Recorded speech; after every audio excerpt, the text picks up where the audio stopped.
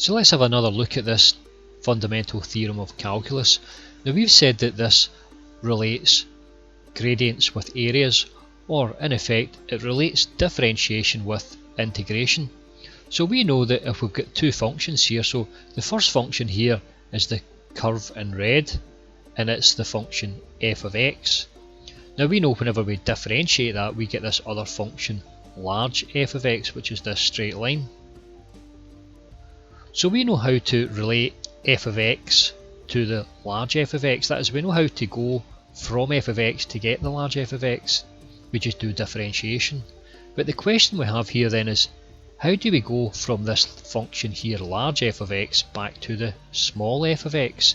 That is, how do we do the integration in order to get back to the original function?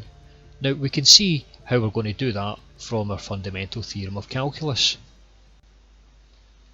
So from the example we have here, our function f of x, that's the curve here, is the function f of x equals x squared, and we know that whenever we differentiate it we get the f derivative of x.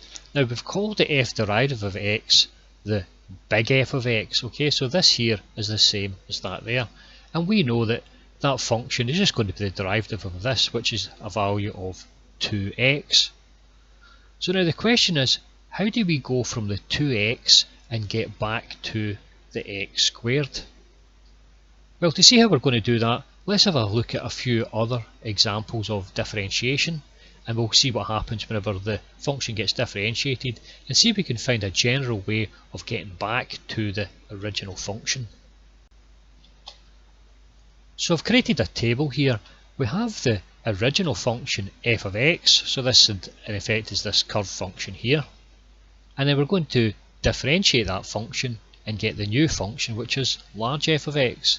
So if it was x squared, the rule for that we would have would be multiplying by the exponent and taking one away from the exponent. So we've seen that in a previous video. So that would become 2x, and if it was x cubed it would become 3x squared, and if it was x to the 4 it would become 4x to the 3.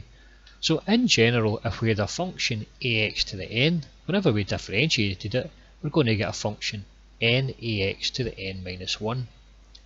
So now the question is, how do we go from this line here and go back this way? What do we have to do to these functions in order to get back to here? Well, we just have to do the opposite of what we've done here. So we're going to have to add 1 on to the exponent, so it's going to have to be a value of x squared. Now once we've added 1 on to the exponent, we'll see here we've got an extra 2, so we're going to have to divide by that new number, so we're going to have to divide by the 2.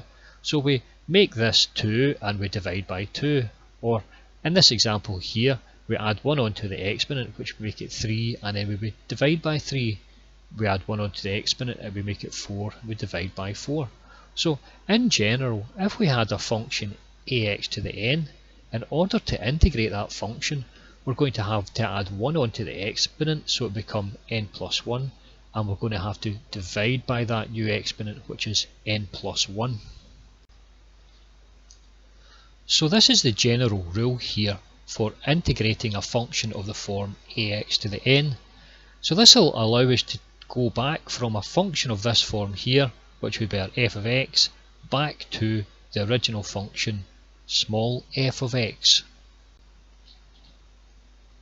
So now if we were to start off with this function x squared, we know that whenever we differentiate it we get a new function, and it would become 2x.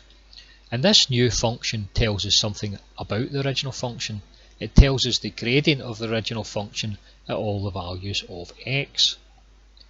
But we also know now from the fundamental theorem of calculus that this function here, 2x, whenever we integrate it we get back to the original function. And this original function here will tell us something about this other function here. The original function tells us about the area of this function here. So this is really the idea of the fundamental theorem of calculus, relating differentiation and integration. So in effect, integration and differentiation are the inverse processes of one another, and that's why we've called this section anti-differentiation, which is in effect integration. But there's one other thing that we need to take care of here, and we'll actually go over it on the next slide, and that's the fact that whenever we integrate this function here and we go back to this new function, there's going to be another term we're going to have to add, and I've added this plus c. Now c is a constant, so it's just a number, a real number. Now let's go ahead and we'll see why we have to add this plus c in. So let's start off by looking at this red curve here. So this is our y equals x squared, and we know that whenever we differentiate it, we get this y equals 2x, which is the line in green. So the height of the line in green gives you the gradient of the point on the red curve. So let's go and we'll draw in the tangent. And there's a thing to note here whenever we draw in the tangent. Now you've seen this before. Whenever we move this point round about, we know that the height of this green line here represents the gradient of this tangent at that point. So we can move it round about and we can see the gradient of that tangent changing. But there's one thing to note here, and that is if we were to take this original function in red and we were to shift it, so if I just add on this value of c, so I can shift it up.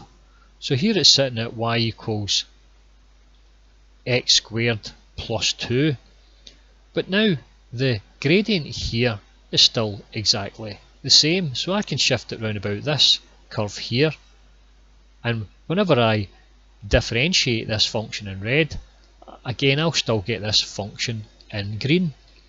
So in fact I could move this red function anywhere up and down this line, so I can add on a constant value to it, and it doesn't matter what that constant value is I add on to it. Whenever I move the tangent line round about it, that is whenever I differentiate that function, I'm still going to get this function y equals 2x. So now think about how that's going to affect us if we go back the other way. So rather than taking the red function and differentiating it to get the green function, what we want to do is we want to take the green function and we want to integrate it to get back to the red function.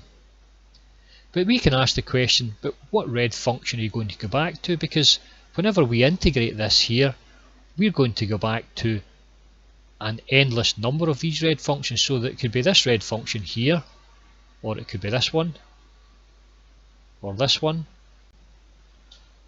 So whenever we integrate this function 2x, we're going to go back to x squared, but it's going to be x squared plus any of these values. So it could be x squared plus 2, it could be x squared plus 3, 4, so it's just going to be any value x squared plus a value of c.